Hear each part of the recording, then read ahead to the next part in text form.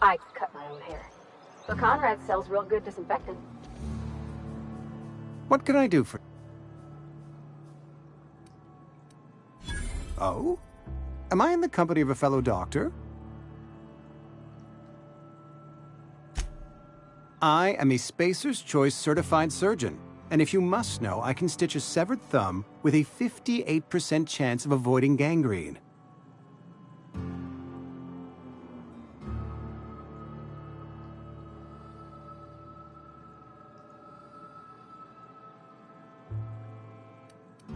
Go ahead. Edgewater has been good to me. I consider myself privileged to work here. I am never wanting for work, not since the plague started. The plague's come at us with a vengeance this year. Lost 6 workers in as many months. I wouldn't call them good workers, mind you. If they were any good, they'd have been treated. Still, it is a shame. Fever, chills, fatigue, aching, vomiting, an excess of phlegm, a tendency towards belly aching. Company policy, friend. We don't have enough medicine to treat all of us, so we treat the best among us. We're a sensible people. Edgewater has been good to... As the good vicar says, work fortifies the spirit of a man. If you want to feel exhausted, try not having any work.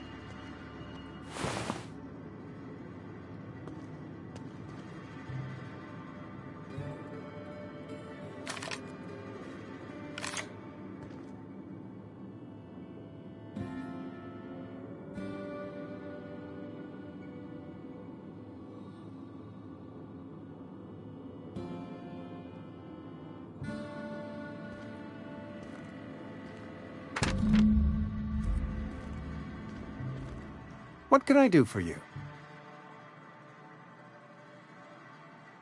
You know about Eugene? How? Then, you know Phyllis suggested selling off Eugene's gold teeth. I didn't approve of the idea then, and I don't approve of it now. Eugene's golden teeth were a family heirloom, representing 3 generations of poor dental hygiene. He took them to his grave. That's unthinkable. Eugene's body and all rare earth minerals contained therein are solely the property of Spacer's Choice. I can't ask Silas to dig up a man's body and pry a few teeth loose from his jaw just to pay my bills. Can I?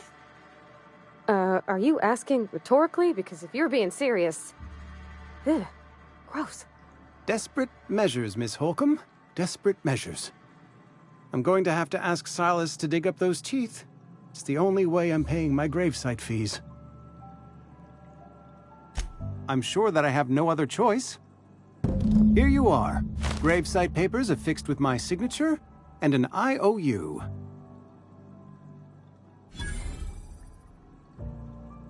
Eugene was not a suicide. He put a bullet in his brain, yes, but that's largely a technicality. I was the one who prepared Eugene's body for interment. I discovered symptoms of the plague on his corpse, and I discovered medicine in his pocket. Lots of medicine. Eugene overdosed on adrenatime, which is known to cause psychosis and paranoia as possible side effects. The paranoia drove him to take his own life.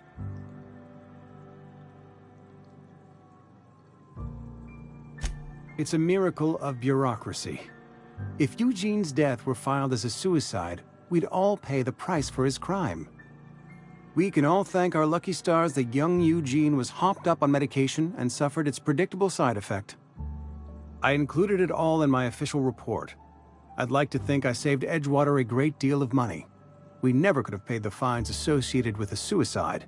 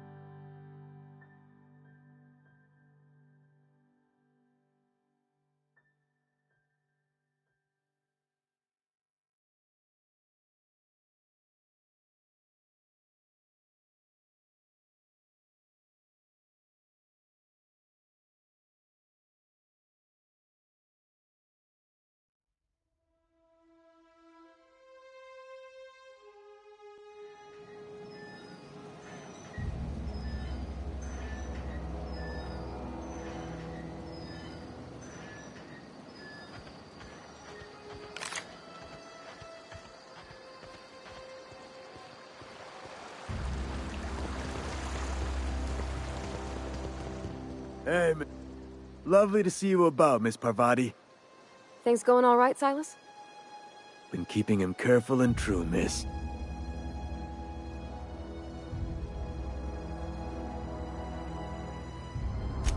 Best to ask her yourself. My dad's buried here. Silas watches over him when I can't leave the house. Oh. Well, thanks. Something I can do for you?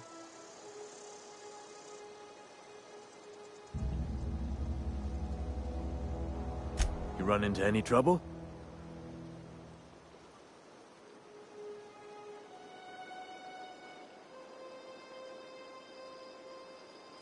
Reliable work from a freelancer. That's gonna take some getting used to. And I'll buy you a drink sometime. Suppose you've earned it. One good turn deserves another. Abernathy was sick? With the plague? That's disgusting. I shook hands with the guy. What? No. If I knew he was sick, I would have had him reported. I needed his fees because of his name. A, for Abernathy. He was at the top of my list, you see? Yeah? The colony ship? Are you talking about that old rumor? Some great big starship packed full of colonists what got lost in the aether never to be found again? Ain't heard that one since I was but a stripling. Can't say it was terribly convincing far as rumors go. There a reason you asking? Hope's just a rumor, friend. Ancient rumor at that. Maybe you've been out in the sun too long. Why don't you head over to the cantina? Get yourself some Zero-G brew. It's a brew that's good for what ails you. No, this is sounding like sedition. I'm not too keen on getting clapped in irons because you wouldn't stop running your mouth. Look, I don't know what's got you caterwauling about Hope this and Colony that, but you need to stop, or there's gonna be trouble. Trouble's in the asking. Board don't much care for folk running their mouths, spreading hoaxes and the like. Frankly, neither do I. Something I can do for you? Yeah?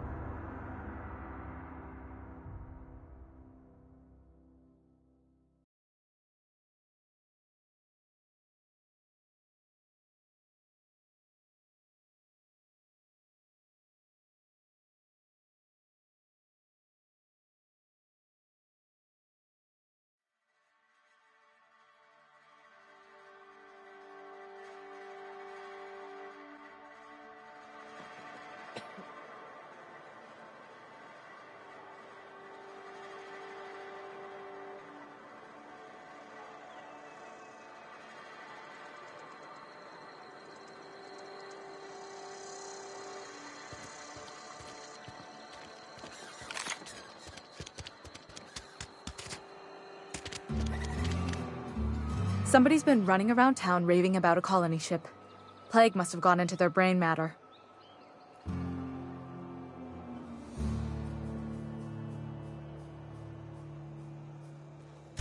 Thanks. I'll see to it that this medicine gets to the people who need it. Here, something for your trouble. Nothing personal, but I hope we never do business together again. Don't want to make a habit of consorting with smuggler types. You do have some cheek on you. Lucky for you, I kept a little contingency fee in case you tried to negotiate with me. Somebody deserving. Silas on account of him being out in the cold. Amelia seeing how she's around people all the time. Anybody in the sick room? Oh, I'm an actuary. That means I keep tabs on a worker's living expenses. How much it costs to feed, clothe, shelter, bury, and replace your average human worker. Technically, I'm employed by the Spacer's Choice Department of Human Resources.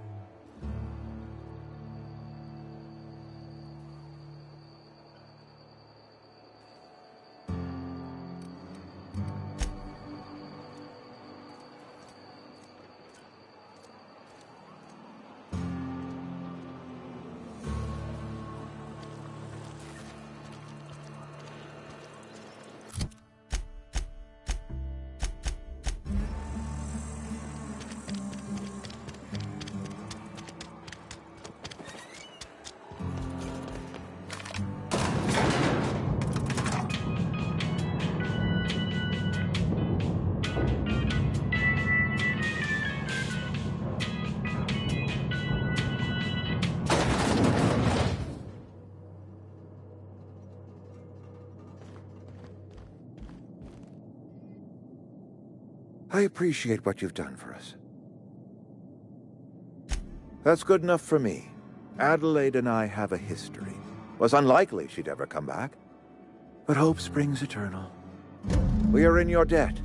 I am authorizing you for a discount on all official Spacer's Choice products, courtesy of the people of Edgewater. By all means. This whole fiasco is not one I am keen on repeating. I was too hard on my own workers. I pushed them to their breaking point.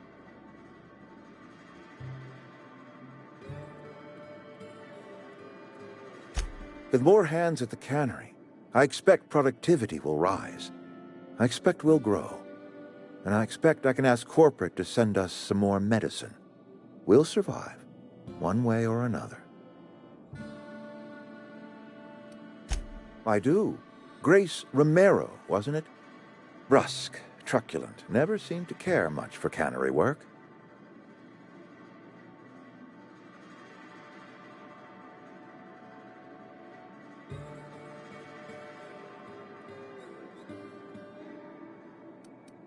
Protecting a camp from marauders is no small task.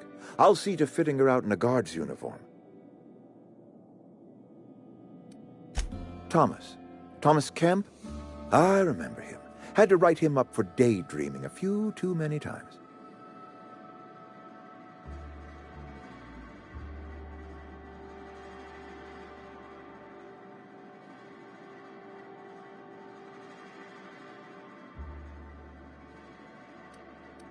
He tries real hard, Mr. Thompson. This is something he wants to do. That'll make him twice as good. I will give him a chance to impress me.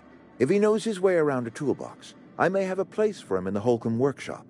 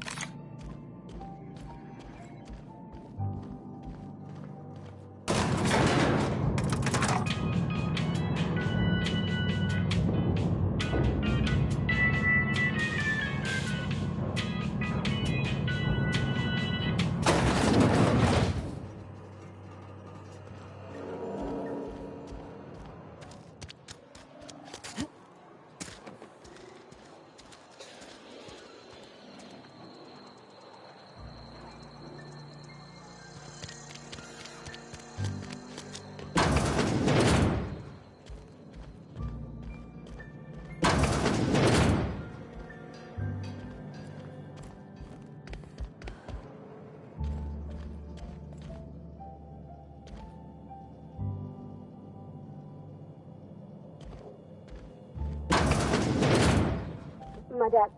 It's in the office. Just my office.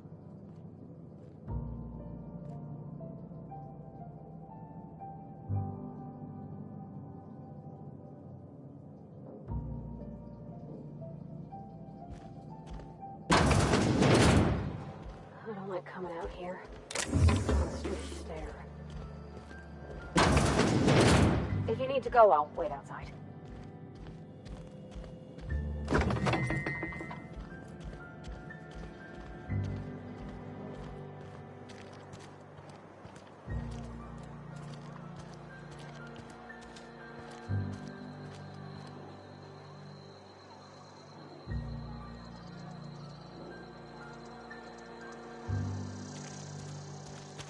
Wish we had. I've never actually been in here. Thanks for Seems helping me back scary in from the that cave. outside. You've got a real knack for curative. Welcome to the Spacer's Choice Constabulary. We are Halcyon's leading brand in frontier justice. The office is writing up promotion. Purchase 3 criminal investigations and the 4th one's free.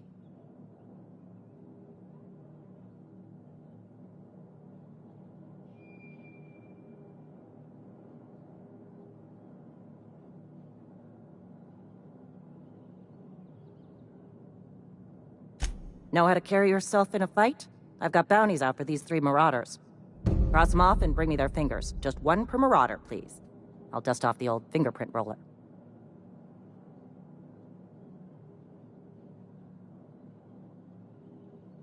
As long as your questions fall within the acceptable margins of curiosity.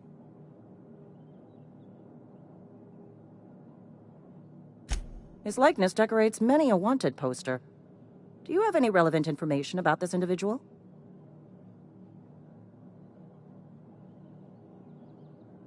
I am obliged to warn you against forming acquaintanceships, friendships, partnerships, or any felicitous relationship with a wanted criminal.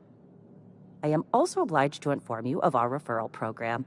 For every criminal you refer to the authorities, the board will reward you. I am obliged to remind you that questioning the veracity of the board's orders is a punishable offense. Consider this your last warning. Wells has been wanted for as long as the board decides he has been wanted. This decision will be made in accordance with Wells's behavior upon arrest. Unfortunately, the arrest of Mr. Wells falls outside my authority. I enforce the company policy of Spacer's Choice in the region of Emerald Vale. Wells is wanted by the board. If you have information related to the location of Phineas V. Wells, you are required to submit that information to your nearest board authority. Something to report? As long as your questions fall. If this is a setup to a joke, you should know I've never found anything amusing in my life. I don't serve Edgewater. Edgewater and the entire region of Emerald Vale serves Spacer's Choice.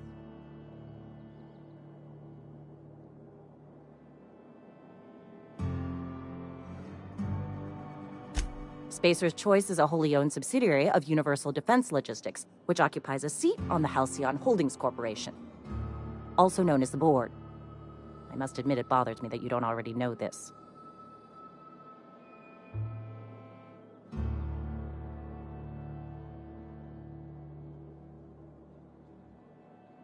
Flattery won't get you anywhere with me. The bureaucracy is a noble profession, but not all of us are gifted enough to serve in it.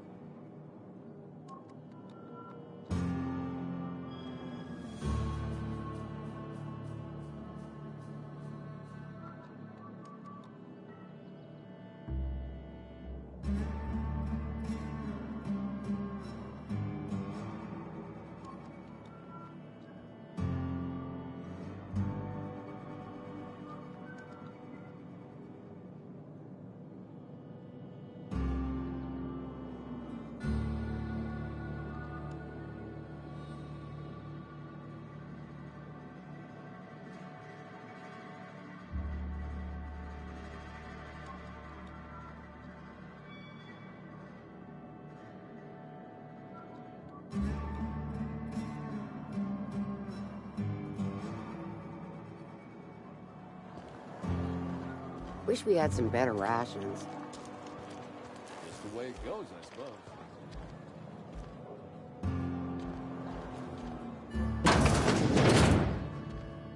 Somebody's been running around talking about... You what? But why? I was dependent on you. Does it feel good? Robbing an old man of his last shred of hope?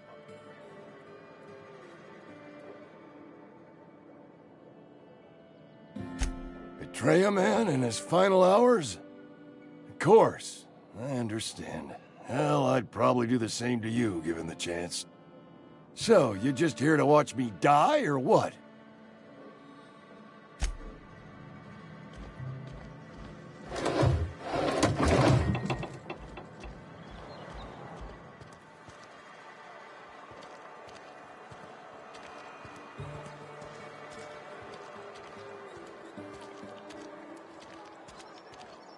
Had your rations yet?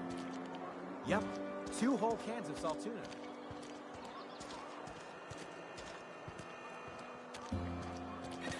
Something I can do.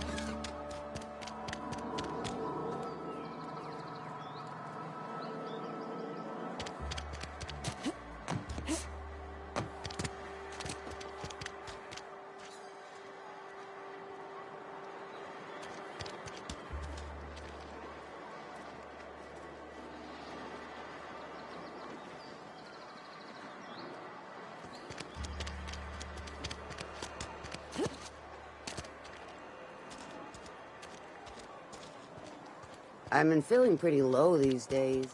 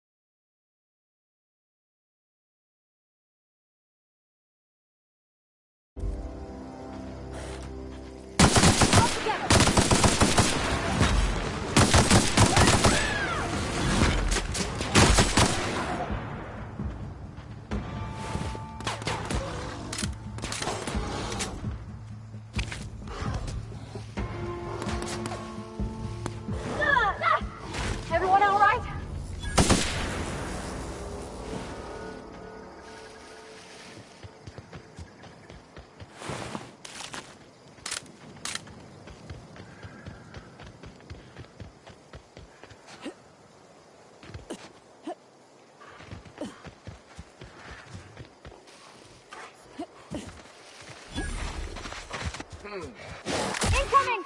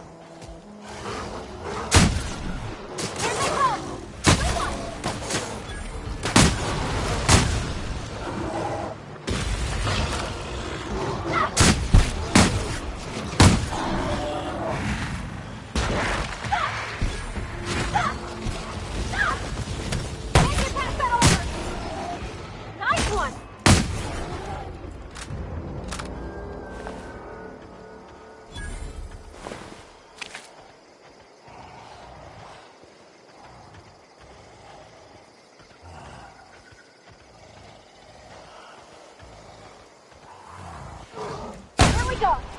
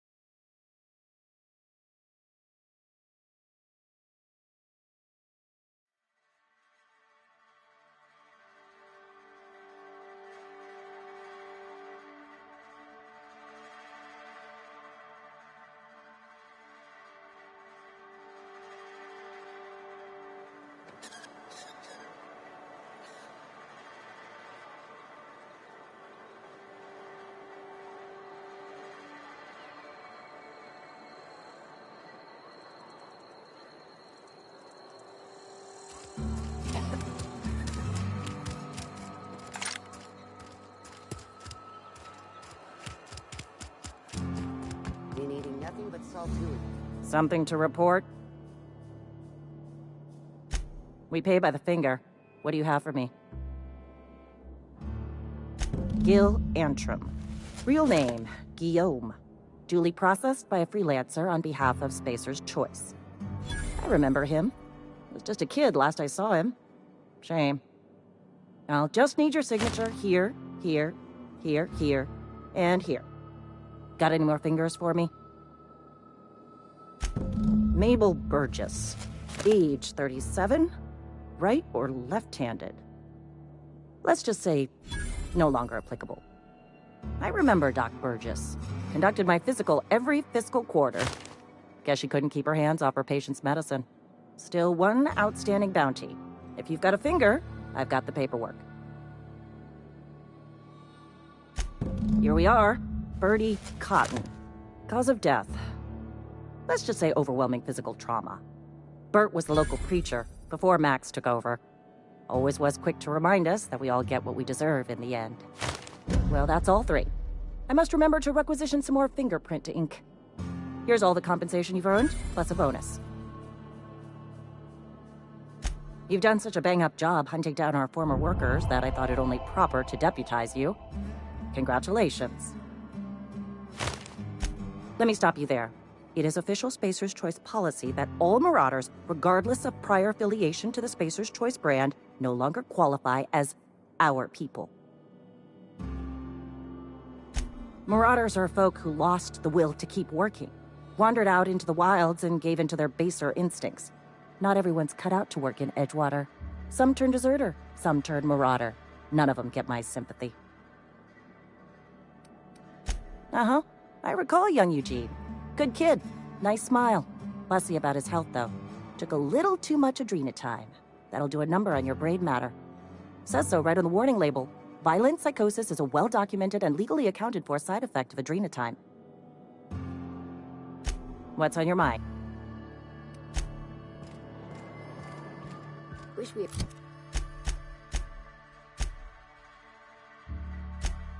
Got some better rations. We should keep our voices down.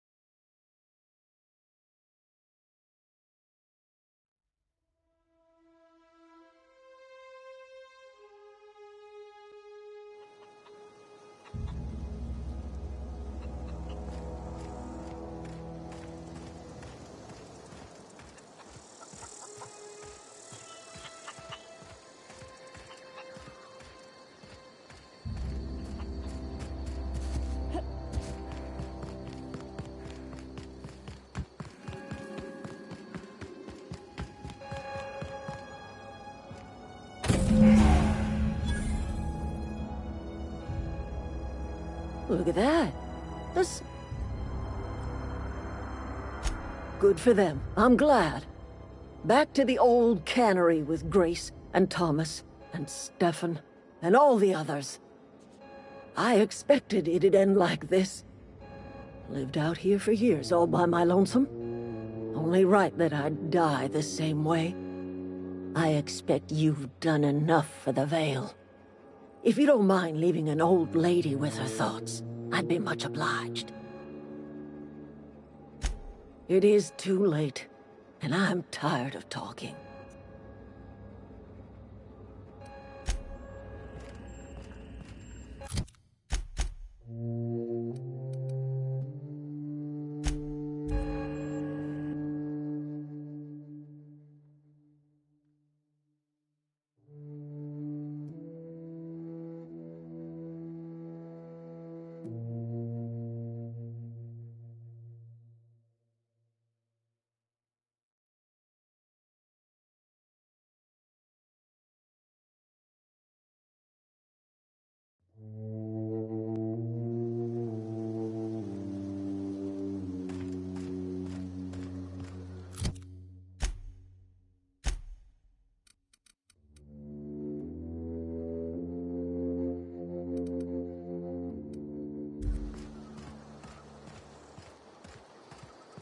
Is this your ship?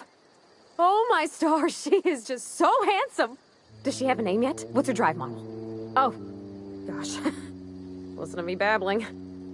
When I was in Edgewater, I dreamed of flying on a real ship, working on a real engine, belonging to a proper crew. I'm the only decent mechanic Edgewater's got, but every time I think of going back, I get this sinking feeling.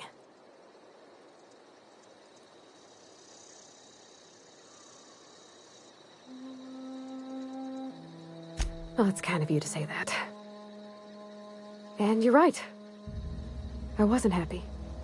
I want to ask you something, and you can say no. But can I come with you? I could tend to your engine. I know my G-valves for my catalyzers, and I can keep your ship singing. And if you ever need a pair of eyes watching your back, I can do that too. What do you think? Yes! I mean, thanks. You won't regret this, ma'am. Captain. I can call you Captain now. Ha! I got a captain.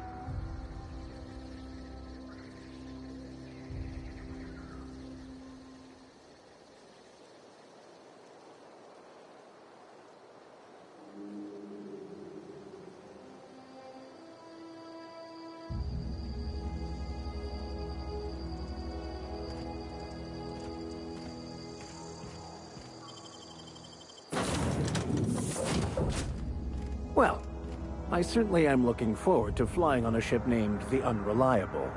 I'll just head upstairs and claim a room. I could spend hours reflecting on the secret workings of the universe. Little else in this colony offers such a relaxing pastime. So, tell me what's on your mind. I excel at confessional listening.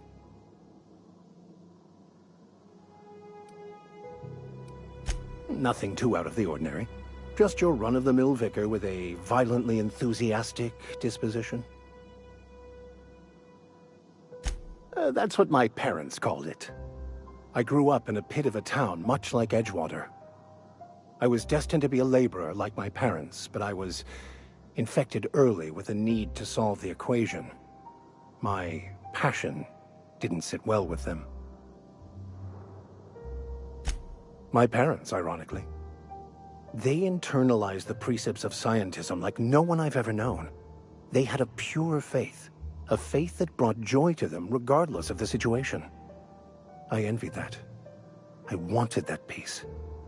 I thought if I became a vicar, I could find it. Or at the very least, find out why I lacked it.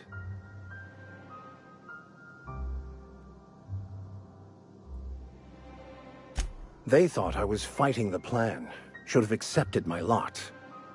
Some people pursue the clergy for power, prestige, but that was not me. The plan is not one rigid path. There are a variety of multitudes contained within it. Our paths have variance, but we'll end up adhering to it, whether we like it or not. Some choices make the path smoother, some rougher. You can even go outside the lines, but the further outside you go, it's like an unbreakable elastic band. It will only stretch so far before it snaps back. The further it is stretched, the more violent the eventual correction. I have run headlong into too many walls in my pursuit of the truth. This book is my last hope, and you were my only hope of getting it translated. What about you? What's your story?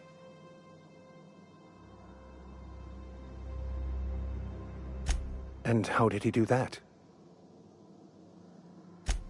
Well, you do seem different than every other colonist. Let's pretend for the moment I believe you. What are you going to do now?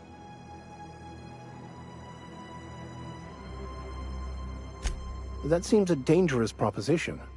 Why risk your life now that it's been returned to you? Oh, I see. You have my condolences. Bokonu, the author, had some interesting theories about man's perception of reality that I thought could be applied to our attempts to decipher the plan. Unfortunately, he was also one of the founders of the Philosophist School of Thought, so the book is banned in this colony. Philosophism's a false religion that stands in contradiction to almost everything we know to be true. They believe all is chaos, in stark contrast to OSI's belief in the plan. But most of the Philosophist perversion of Bakonu's thoughts came more than a century after his death. The story of my life. Most lay people are not aware of this, but we've not discovered any new insights into the plan for a long time. I had an idea that we should welcome the truth, no matter where we found it. I had the worse idea to share my thoughts with a superior. And that's how I ended up assigned prison duty, where I was fool enough to let an inmate bend my ear with stories of an original Bakonu journal.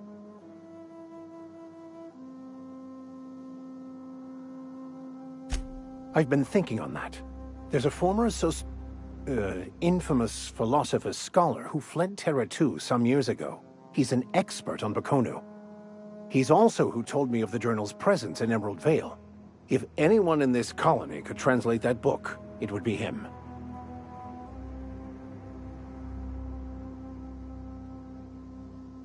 That's a good question. We should start on the Groundbreaker. It's where I'd go if I wanted to get off Terra 2. Great place to pick up a ride to Hephaestus, Scylla, even Monarch. All I need is access to a data cartridge from the security terminal. Their easily hackable system keeps a registry of all crew manifests for both arrivals and departures.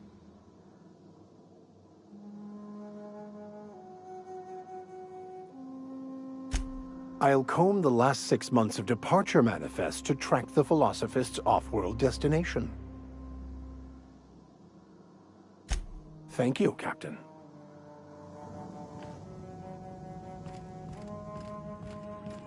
Captain, I have detected that Edgewater's power supply is now optimal.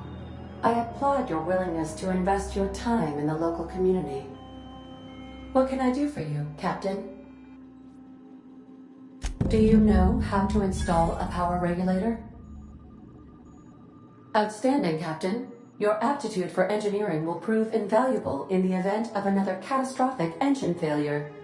Our engine room is located behind you. Across the cargo bay, up the ladders.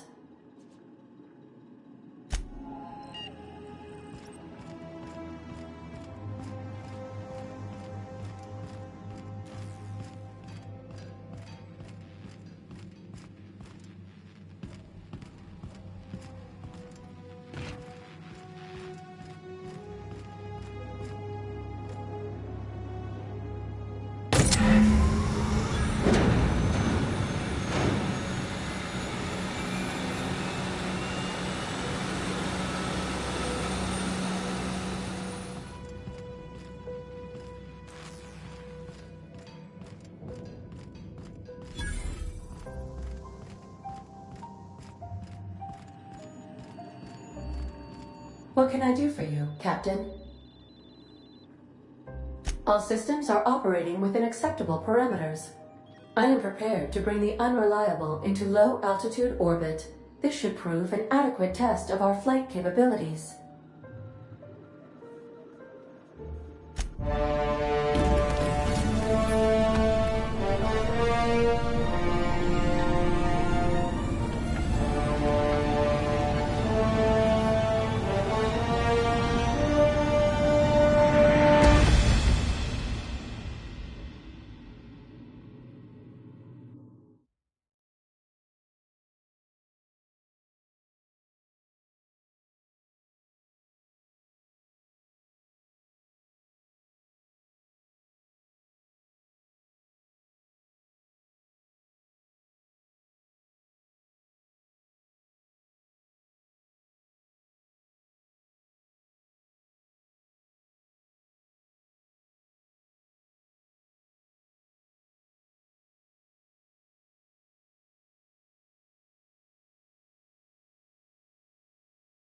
We have received a communication request from Dr. Phineas Wells.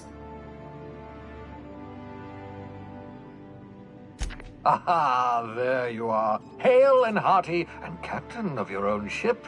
I see you're putting the Unreliable to good use. Shame about her former captain. Horrible way to die. How are you feeling, by the way? I lost track of you in that cave back there. Experiencing any, unnatural drippage? Perfectly normal side effect of thawing, I assure you. What you saw in Emerald Vale is happening all across the colony. Food shortages, lack of supplies, and basic necessities. We're dying. The chairman, the minister, and all their lackeys on the board are to blame. The Hope has some of the brightest minds Earth ever sent us. If we can revive the Hope's colonists, they can help us undo the board's mistakes. They can help us set things right. You need to get to Stellar Bay on Monarch. I have contacts there. They'll help me, help us, find the chemicals to revive your fellow colonists. Gladys Culkelly, lovely woman, runs a cozy little black marketing outfit on the Groundbreaker. She can get you a nav key to land on Stellar Bay.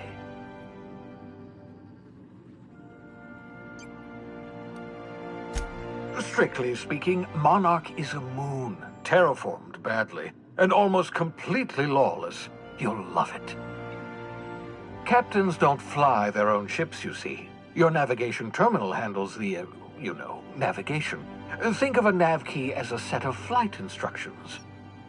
The board's been confiscating nav keys for Stellar Bay, so we must rely on unconventional means of acquisition. Hence, Miss Gladys Culkelly.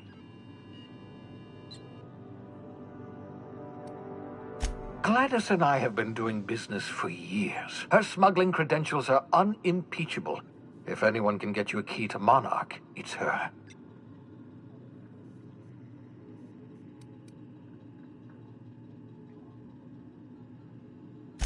Without a skip drive, good luck. You'll be dead before you make it to the nearest star. Look, I admire your optimism, but the sad truth is you're stuck here. You, me, and the rest of this colony. We're all skating precariously around the edge of oblivion together. None of us are leaving Halcyon alive, so we may as well make it a better place, and we can start by reviving the Hope. Excellent. I'll send her a wireless. Let her know you're coming. By the way, I gave Captain Hawthorne a disguise apparatus of my own design, cutting-edge technology, years ahead of its time. I call it the Holographic Shroud. I'm sure it will prove remarkably useful to you. You'll find it in the captain's quarters.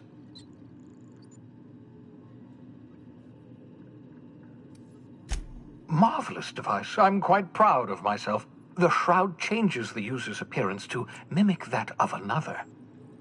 It has limits. First-generation technology, you see, but promising. Exciting to see it in use at last. Very simply, the holographic shroud uses biometric information contained on standard identity cartridges to generate a holographic projection around you. Only stands up to a casual scrutiny. Use it too long, bound to flicker, blur, something like that. Movement makes it more likely. Best used in moderation. When you see guards in your path you can't sneak past, for example. Maintain your distance. Act normal. No running, no jumping. Don't draw their attention. If they pay attention, they're more likely to notice flaws in the hologram.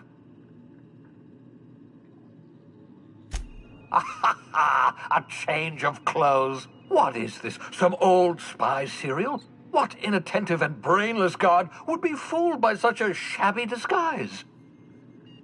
The holographic shroud masks not only your clothes, but your face and fingerprints. It modulates your voice and sweetens your breath.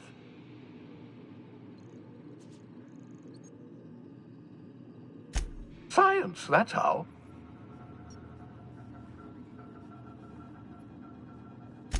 Excellent. I'll contact you once you've found a way to get to Stellar Bay. If you have any questions, come see me in my lab. And remember, don't trust the board. They'll try to win you over with promises of wealth and power, but it's a lie. The board's only interested in filling their own pockets. If we don't put a stop to them, they're going to run this colony to the ground. Transmission ended. If you are ready to depart, Please select a destination on your navigation terminal.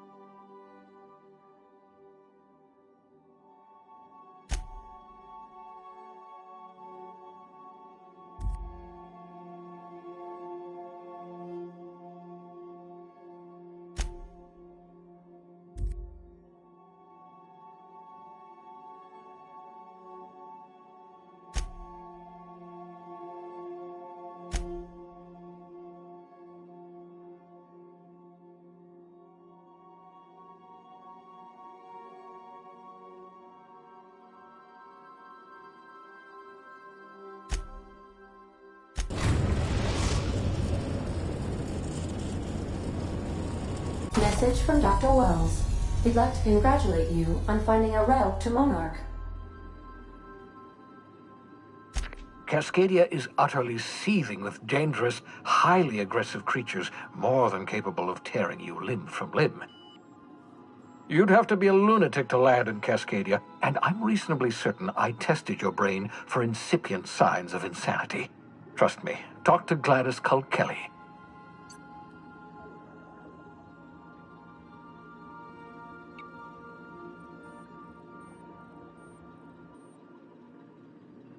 You'll need to speak with Hiram Blythe. He's known as the information broker, and for good reason. If anyone knows where I can find those chemicals, it's Hiram. I need those chemicals to revive the Hope's colonists. They can help us fight back against the Board. They can help us set things right. If we don't put a stop to the Board, they're going to drive this colony toward a complete societal collapse. You'll see what I mean when you arrive on Monarch.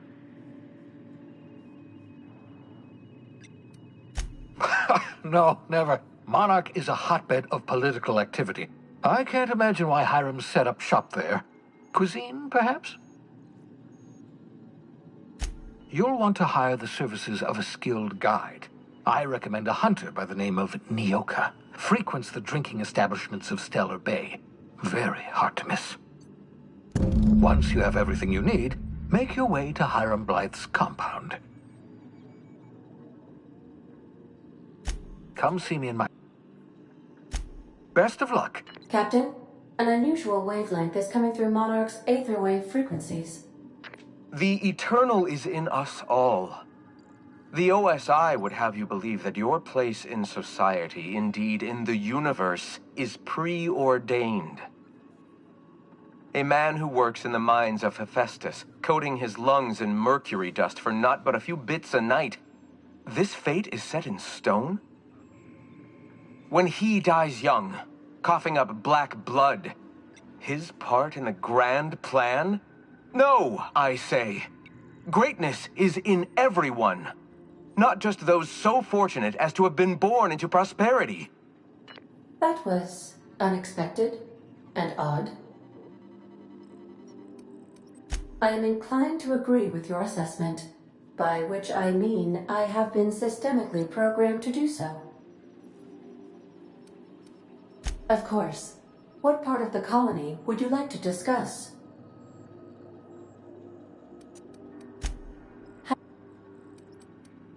Goodbye.